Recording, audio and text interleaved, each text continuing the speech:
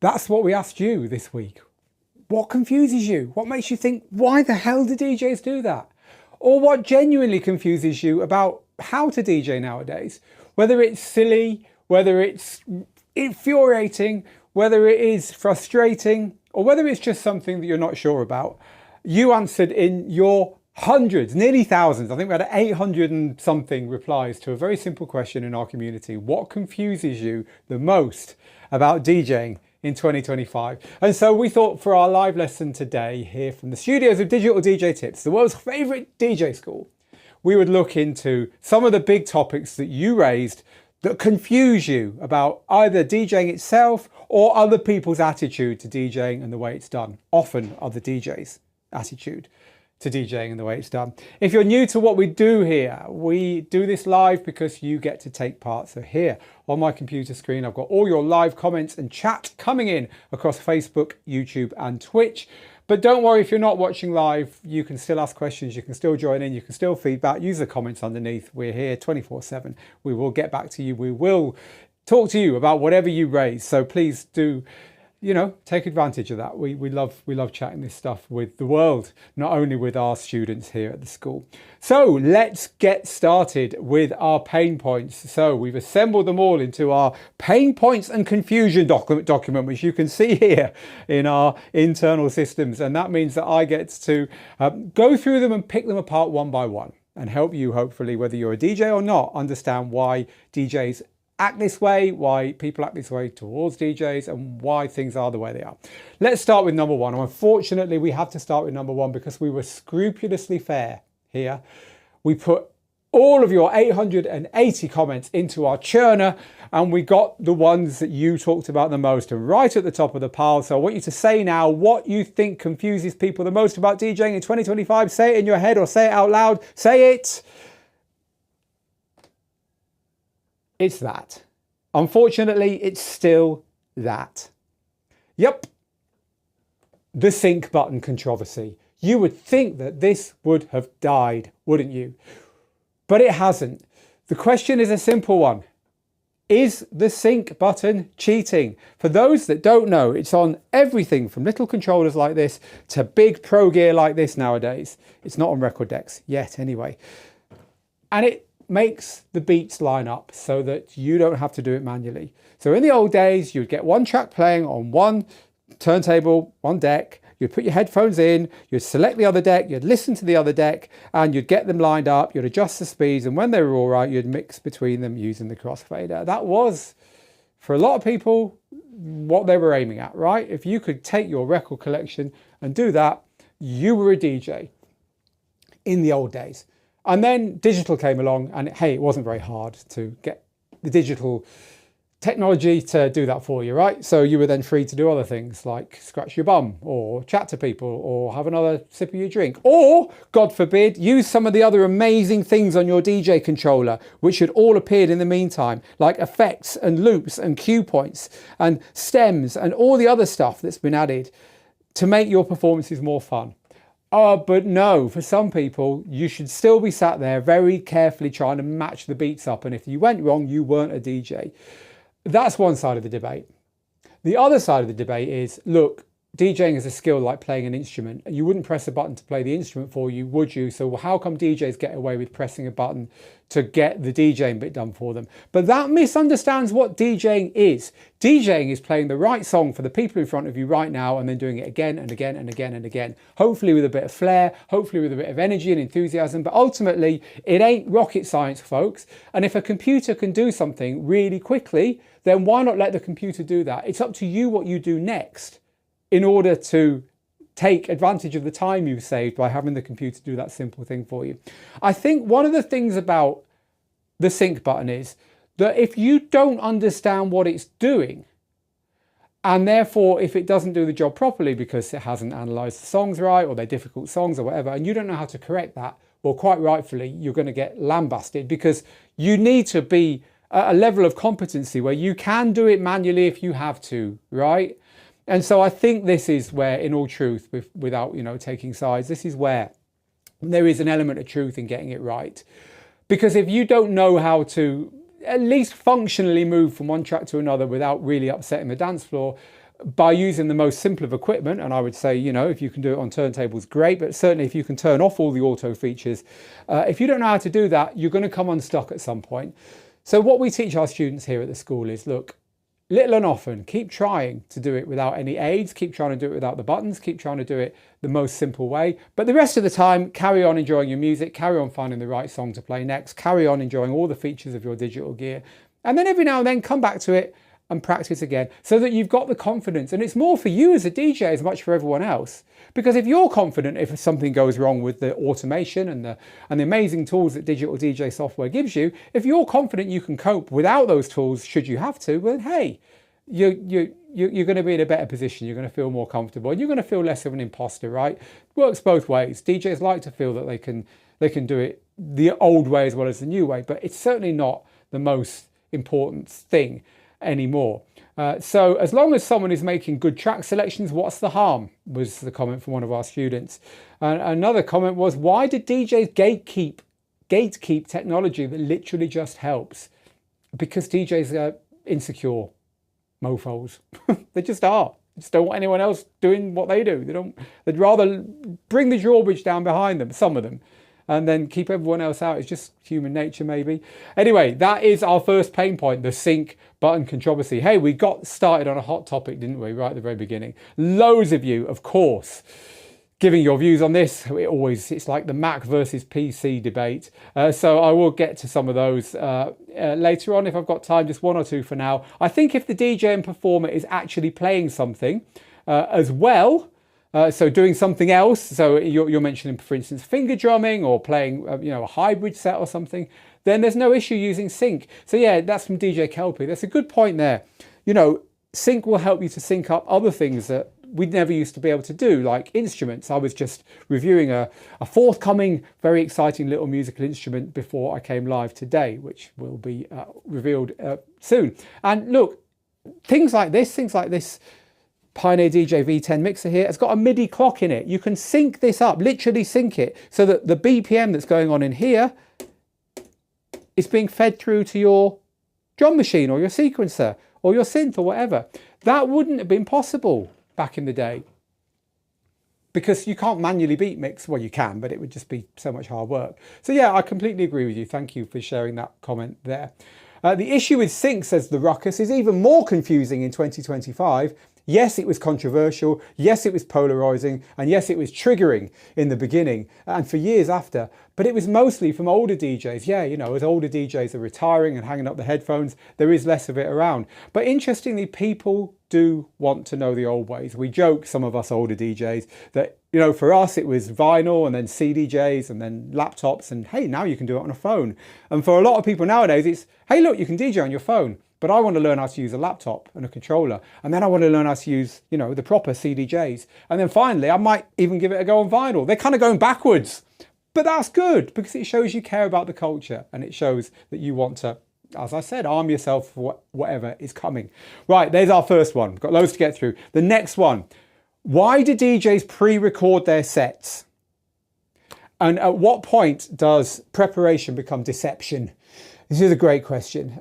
You know, there's multiple people said we've seen DJs playing pre-recorded sets, pretending to do it live, using 4 CDJs, 3000s, and it's basically pre-mixed straight into the sound engineer's desk. It's not even plugged in. Look, these are extreme examples. Most of the time that's not happening. There's a few reasons why this happens. So a couple of them are, if you're a producer first and a DJ second, you're going to pre-record sometimes elements of your set so you don't mess up in front of the audience. And if they've come to hear you and your productions with minimal live input, but hey, they're hearing the music they want, there's an argument for it, right?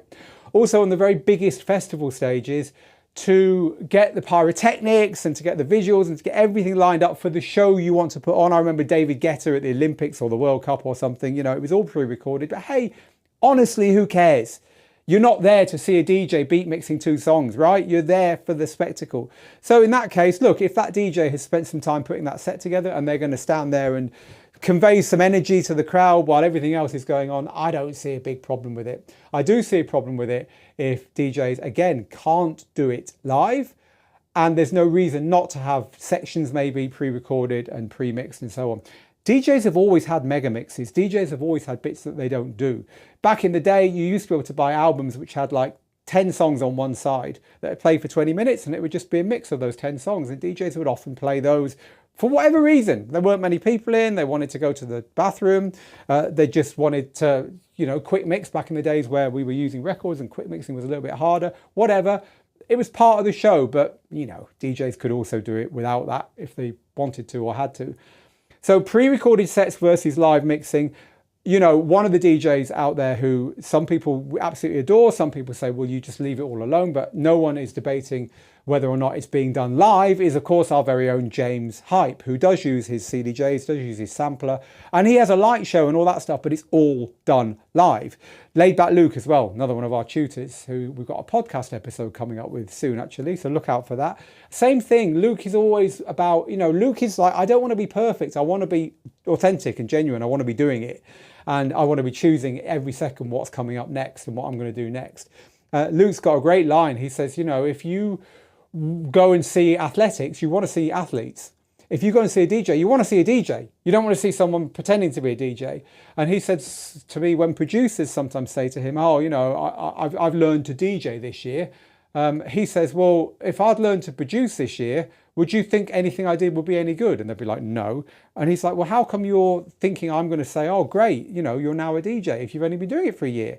Ultimately, you need to practice hard to be a DJ. And again, I mentioned David Guetta earlier. David Guetta can DJ. He's a good DJ. He knows how to do it. And if he chooses not to, well, I think he's probably earned the right. So there's a difference between choosing not to DJ live for whatever reason and not being able to, I think. Another interesting one, pre-recorded sets versus live mixing. Another confusion out there in the world of DJing in 2025. Thank you for that. And so this is from DJ Sensei, who says the other thing that comes to mind is the crowd generally don't give a whether you're playing live or not. They just want to hear their tracks, have a good time and leave. And there is also a element of truth in that. However, my tutorial partner Steve here at Digital DJ Tips, some of you will know him from our Scratch courses, drove all the way up to Portugal, to Lisbon in Portugal. It's a 6-hour drive at the weekend to see Little Louis Vega, Kenny Dope Gonzalez, Terry Hunter, Jazzy Jeff, right? Big heavyweight name, another one of our tutors, by the way, Jeff.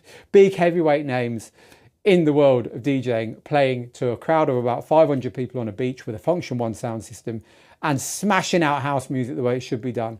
Now, these guys were not pre-recorded. These guys were not faking it. And every single person in that crowd really did care about what was going on. So there's different elements. There's people who just want to go out and have a good time and jump around to music, and there's people who really care about DJing, and there's everything in between. It's another theme that's going to come up today. That DJing is a very broad church nowadays. There's no one way of doing it, so therefore there can never be a right and wrong on these things. I prefer live mixing, says Benny, because I won't remember what I pre-recorded and I won't be able to fake it. Yeah, it's like lying, isn't it? Once you start telling lies, you've got to keep telling them. You've got to remember what you said that's not true. If you've pre-recorded something and you're trying to fake it on the controls, then, yeah, I agree with you, Benny. Yeah, for your own mental wellness, keep it genuine. I love that. Thank you. And hello to Antonio Calado, who is in Lisbon. Fantastic, Antonio, thank you. Right, so number 3 in our, we've probably got 5 or 6 big ones, and then we've got some silly ones at the end. Confusions about the world of DJing in 2025, as voted for by nearly 1,000 of you in our community. Playing for the crowd versus playing for other DJs. Wow, what a great one. What a great one. Quote from one of you, DJs play to impress other DJs and not to entertain their audience. Another quote from the community, believing that DJing is about anything more than playing music that the people on the dance floor want to hear is a mistake. This is a classic tension. It's a classic tension, I think, between, I don't know, how do we put it? Like artistic integrity, in air quotes, artistic integrity and ultimately pleasing the crowd, right? And again, it's a broad church. It depends who you're playing to and why you're playing. I don't think there's ever any case to play only for other DJs. And this happens a lot, right? So let's say that you've learned a few tricks and you're DJing in a venue, and then you notice another DJ who walk in and you think, oh, I'm going to do something to impress them, right? That other DJ doesn't care what you do. You could literally Jazzy Jeff it on the decks for the next half hour and they won't care what you do. They won't, trust me. All they'll do is think, I want to be there. I want to be DJing. I don't want that person to DJ. I want that to be me. Because that's how we're wired, right? So there's no point playing for other DJs. Honestly, there isn't. If the crowd is full of other DJs, right? If it's a purist crowd, everyone's a DJ, it's an underground scene, you all know each other, well, then you're playing for other DJs by default. Because we're all into the music together, you just happen to be the one who's playing it right now. So look, if you're playing for a crowd that appreciates what you're doing, then do it.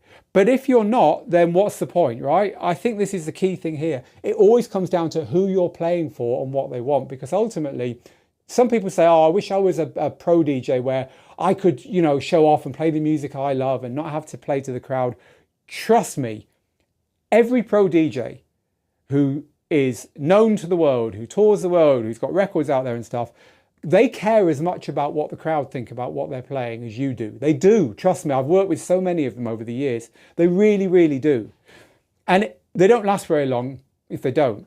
But the difference is they get to a point where they can pull in a crowd who are going to like what they do genuinely. But if a pro DJ is playing, they've been booked at a venue where the crowd doesn't know them, it was an ill-advised booking, the promoter just had some money and threw it willy-nilly at DJs left, right and centre and everyone arrived, you know, and they're suddenly like, oh, this crowd don't know me. This crowd don't know who I am, they don't know what I'm doing. That pro DJ ain't going to play to the other DJs in the DJ booth. They're going to try and figure out how to get that crowd going, right? And the best of them will know how to do it. That's part of the joy of DJing and part of the skill of DJing. So don't think that you can escape playing for the crowd just because you reach a certain level. It's not true. And the best DJs never play for other DJs. They just don't. It's a great discussion point. Thank you very much for everyone who voted for that. What are you saying about this? What if your intention is only to be DMC worthy and you don't care about gigs and you don't care about being a pro? Well, that's great, but just be honest about that. Jazzy Jeff says something really cool. Jazzy Jeff says, look, if you don't want to play for the crowd, if you just want to play for the other 5 people that get what you're doing, great. Just don't expect anyone to come to your gigs and don't expect anyone to book you or pay you. That's your choice. Go online, DJ online, live stream. Find that one person in every city, everywhere in the world who loves what you do. And then every time you live stream, you're going to get 1,000 people and they're going to be your crowd. But don't expect to go to the nightclub on the corner in your city and do it, because there's probably only 2 people anywhere nearby that understand or care about what you're doing, right? Because you're a purist. There's nothing wrong with being a purist. Just be honest about it. Thank you very much for that. Oh, what a great question. And I'm not going to deal with this today, but I will deal with it at some point. What a great question from DJ Devon Ray. Am I too young to play old music? I absolutely love that. Fantastic.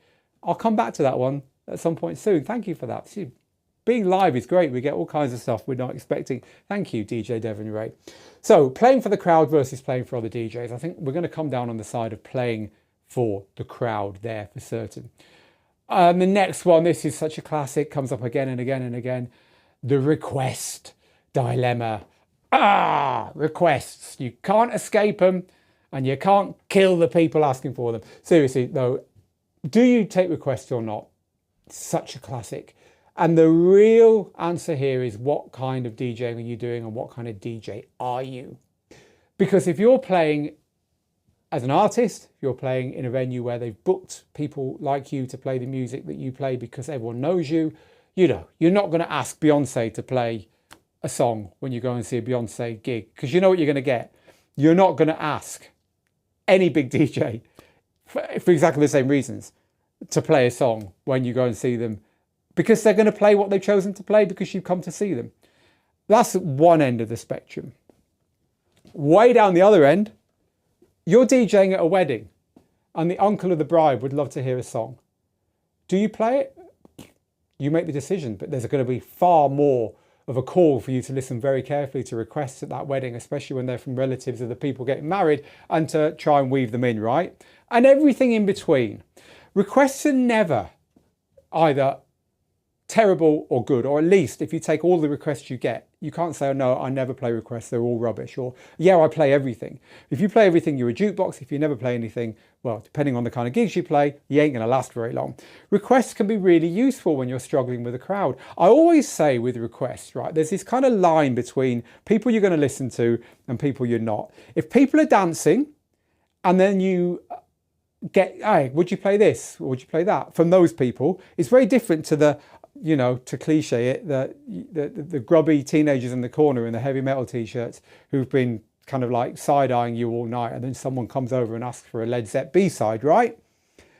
And everything in between. So you've got, the thing is, they're requests, they're not demands, and that's the way to handle it. Now, we're not going to talk here about how to handle requests. We teach it at the school, and there's lots of articles about it over on Digital DJ Tips. So it's not something that I need to talk about necessarily. However, do go and have a look if you're interested in that over on Digital DJ Tips. I think the main thing is, though, different contexts do require different approaches to requests, and you can treat them as opportunities in all kinds of ways. The one overriding rule I would say is always be nice to people asking you for requests. Ultimately, it doesn't matter who you are, it doesn't cost anything to be nice. And if you start getting angry or moody, then you're always the loser with requests. But that one never goes away. It really doesn't. Even if I'm playing a house set, says Tom, I still love getting requests. The chances are that someone will request a track I haven't thought of, but it would actually work really well. It doesn't mean I have to play them all. I think you're completely right there. And Easy C says, is the person paying me? Oh, yes. The old tip culture. It's certainly stateside where this happens more than in Europe. But yep, you know, are they going to pay me to play the request? Easy C says, I hate people that expect you to play their request straight away. They stand there and look at you, waiting for you to play their song. The only person I will play their request straight away for is, and then you left us hanging with your comment. So there we go. Maybe we'll find out in a second. But look, you're in charge. You are not subservient to everyone in the room. Even at a wedding, even at a mobile gig where literally the people asking for the request have paid you, you're in charge. They've hired you because you know how to work a dance floor and you know how to program music. So you never have to play anything straight away, unless it literally is the bride or the groom or whatever. And they're like, please play this now. My uncle's going, or whatever, you know, obviously. But generally, this is not something that you have to do straight away. You're still in charge. Again, being nice is the right way to handle it. That's fantastic. Thanks for your input there. Right, let's move on to the next, number 5 of our 6 confusions in the world of DJing in 2025, as voted for by you. This is technological, we've had a few people here saying this, technological snobbery and format wars. Da, da, da. In other words, you're DJing on that, you're not a real DJ. Or you're using one of those. Now, I made a completely unintentional faux pas recently when I was DJing on 7-inch vinyl, right? I was DJing with 7-inch vinyl at a retro event.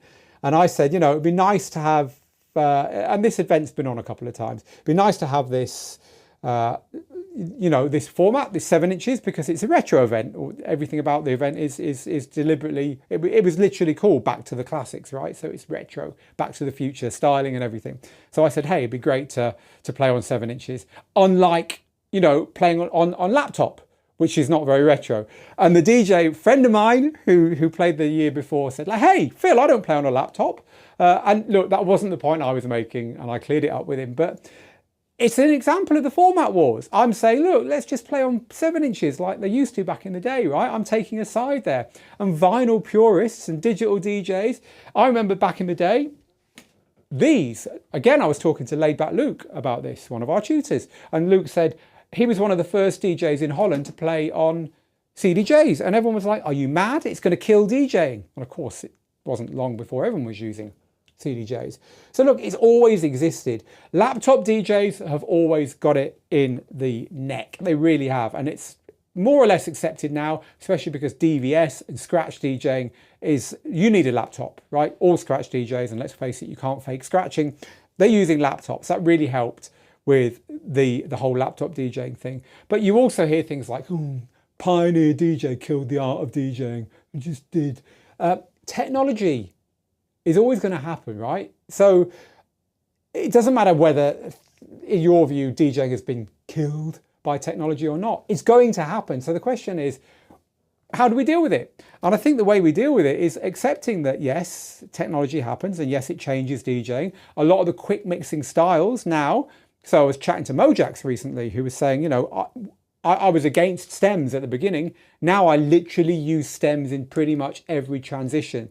I knock everything out apart from the acapella, or I knock out the acapella and then I mix in the next track with just the acapella. I use it all the time, Mojax. Is Mojax any less a DJ for that? Is he any less a DJ than someone playing on vinyl?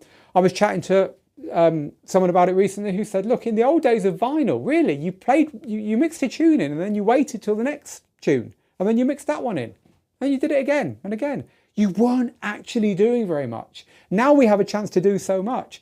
So technology has definitely changed DJing. And if DJing for you was about very, very carefully mixing one track into another one that sounded quite similar to it over and over again, right? That's how it was when I was young. Then yes, technology has probably killed it, you know, but it's not just DJ technology that's killed it. It's Instagram and TikTok and this culture, right? That's killed it as much as anything. People's expectations have changed. Music has become a melting pot like nothing before. Kids now, like my daughter, who's not even a teenager yet, she knows music from the 50s up to today. I catch her singing along to all kinds of stuff, but she only knows 10 seconds of every song. TikTok, that's changed DJing as much as anything. So unfortunately, I think if you're being a bit of a snob about the technology, you're generally saying, I wish it was like it used to be. And you're showing your age, frankly. No one gives, as someone said on this live show a minute ago, no one really cares about what you're doing, at least a lot of the time. If you're playing the right music for the people in front of you right now, you're probably doing it right. It would be my view on that one. All right, so they are the... actually, I want to cover one more because a lot of you said this. And it's this. I'll demonstrate it. It's this. And I'm doing this. Right?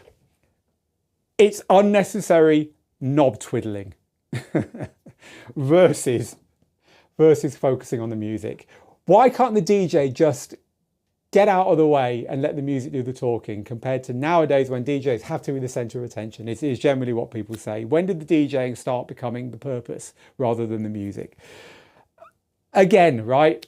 It all depends on why people are there. If you've come to see a really technical DJ, if you've gone to the DMC finals, or rest in peace, Red Bull finals, and you want to see a DJ really working the equipment, then it's okay. If the DJ is miming and they're not actually doing anything, it's generally not okay. But DJs tend to play with the knobs and twiddle things and stuff a lot of the time because they're just feeling a bit insecure. They're feeling like they should be doing something, so they'll do something. They'll do something, right? It doesn't really matter whether it's necessary or not. And sometimes they will pretend they're doing something because they just feel like, oh, everyone wants me to do something. Look, give them a bit of slack in that case. We're all sometimes feeling like imposters when we're trying new things in life and when we're new at things, right? Ultimately, it's what comes out of the speakers that matters. And so, you know, my way, and I'd never say it was anything other than definitely adding to the occasion in every circumstance. My way was always, I'd just be like, it needs a bit more bass. So I'd be tapping away. My hand had been near or nearabouts, and I'd just be making odd little tweaks every now and then. Now, is that unnecessary knob twiddling? Possibly. If I just stood back and didn't do anything, probably no one would ever have noticed. But I just felt like it connected me a bit more to the music. When I was DJing with vinyl and, you know, back in the day, that's how I used to do it. Was I unnecessarily doing it? I don't know. I think it's, of all the evils of DJing, it's probably one of the lesser ones, to be quite honest. And so, yeah, it's agreed. Probably DJs are sometimes knob twiddling a bit more than they should. I've got one or two silly ones I want to talk about here. And these are just ones that I picked out that made me smile. And this one, you hear this a lot. Hey, yeah, a DJ's got to tell a story. It's like, DJing is like Shakespeare, right? You need 5 scenes. You need an intro scene. You need a pivot in the middle. You need a hero's journey. And then you need to sum it all up at the end. You need to bring all your loose ends together. If you're not taking people on a journey, you're not DJing. Yes, I know. if you play songs that get people on the dance floor early on, you move around a little bit in the middle to let everyone have a go at peak time, and then you touch down nice and gently at the end. Arguably, you are telling some kind of story. But another way of looking at that is you're just being sensible. So yes, I think some people do overplay this whole telling a story thing, and it can get a bit pretentious. Yes, ding, I'll give you that one. Air raid sirens on the sampler are tacky. Yes, I will give you that one. Air raid sirens are always tacky. Don't use them unless you are a dub sound system and you're playing your classic Jamaican air raid sirens over your fantastic dub plates, in which case we'll let you get away with that. DJs wearing sunglasses in dark DJ booths. Yes, I will give you that one as well, although I would put that one in with knob twiddling. It's not that serious. If you want to wear sunglasses in a dark DJ booth, hey, it's up to you. Maybe you just had a really heavy night, or maybe you're just getting old and a bit saggy and you'd rather have your shades on. Hey, if it works for Bono, why not for DJs? Okay. I'm going to leave the stuff you said there. By the way, thank you to everyone who gave comments there. It's so good to have you all involved and to hear that from you. I am going to go and chat to everyone in the chat now for the last 10 minutes. However, before we do, because I always promise this, and I should have said it at the beginning, I'm going to announce the winner of this. Oh, Jesus. I'm going to try and pick it up. Says Phil, putting his back out in the process. This is the JBL Professional Eon 1 speaker, which we are giving away. That speaker, that very one. It's got the fantastic, let me just try and show you if I can, the fantastic array that clips on the back and gives you fantastic sound that disperses perfectly. But if you're sat next to it, it doesn't deafen you. It's a wonderful speaker. And we're giving it away to one lucky winner. We're also giving away the one I don't have here because it's at home with my other DJ setup, the JBL Eon 1 Compact I reviewed recently. So well done to Johannes, who didn't want us to give out his surname, which is fine, in Germany, and to Alex Michael in the UK, who've won those two speakers in our Digital DJ Tips and JBL competition stroke prize draw. That prize draw is obviously now closed. However, because this is our 15th birthday year, happy birthday to us, we are running similar prize draws all the way through the summer. So do keep an eye on your email inbox if you want to win one of the many prizes that us and our fantastic partners who have helped us celebrate our birthday by donating these prizes are offering throughout the summer. The next giveaway will be launching imminently. If you're not able to enter these draws, it's because you are not on our list and you're not hearing about them. So head to digitaldjtips.com, click on the join button at the top, stick your best email address in there. I mean, look, would you trust that man? Of course you would. Stick your best email address in there and we will let you know all the way through the summer when we're giving away thousands and thousands of dollars worth of fantastic DJ gear and other goodies. It's all part of our 15th birthday celebrations, and you'll be hearing a lot more about that as well. Right, now I'm going to move on. Well done, Johannes and Alex. I'm going to move on to what you're saying about this in the chat for our last few minutes together today. What are you saying? Well, here we go. Here is... Oh, Jack, I can't read that out. You really are a naughty man. So yeah, there's some comments in there, which if you want to see them, hey, scroll down and have a look for yourself. But some stuff is not suitable for work, shall we say. Have you seen the Stage 1 wireless speaker, says Mac? No, I haven't. I'd like to look out for those. Mixmaster G says, congratulations to all the winners. Benny says, I forgot about the giveaway. I did sign up though. Well, maybe next time, Benny, you will win something there. So JC says, why can't DJs dance? It's a good question. It's a really good question. So thank you for that one. I didn't enter, says Technobeat TV. Well, that means you definitely didn't win. So does a forklift truck come with that speaker? Actually, it's quite lightweight, that speaker. I've got to be honest. I would use a trolley if I was taking it any distance, but it's not too bad. How do I sign up? I've just shown you that tone sum if you want to win the next competition or the next prize draw. To give it its more accurate term. DJ AD Foster says, I just got the Meta Ray-Bans, so I'm going to be wearing them in the DJ booth. Well, there you go. Some of you laptop DJs look down upon us. Some laptop DJs, says DJ Sensei, look down upon us if we use headphones. It's a really, really good question that. Should DJs use headphones nowadays? Is there any need when we've got waveforms and sync and all that? And if you're a Digital DJ Tips student, then join me tomorrow instead of Thursday for our Inside Track live webinar together inside your student group, where one of the topics we're talking about is how important are headphones in 2025. So thank you for bringing that one up there. So hands in the air DJs make me cringe, says 47. Yeah, I mean, it's just down to what you're into, isn't it, really? Let's be honest. Playing for yourself while knowing the crowd's taste and groove is the sweet spot, says JC Technium. I agree with you. Back in the day when everyone was playing the same tunes, it was all about self-expression. Yeah, and you know, you can still find crowds that will let you do that, but you're lucky if you do, of course. It's the fake video DJ sets miming like a pre-recorded set that really gets me, says Tim. I'm twiddling my knobs right now, says Easy DJ, and the controller isn't even switched on. I love it.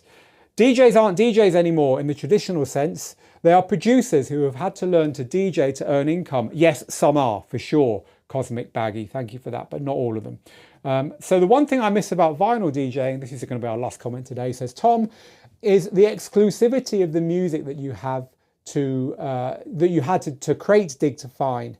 You needed to have a good relationship with the record shop in order to get the best tracks that no one else had. Yeah, I mean, that has all changed for sure. For sure. Things change, don't they?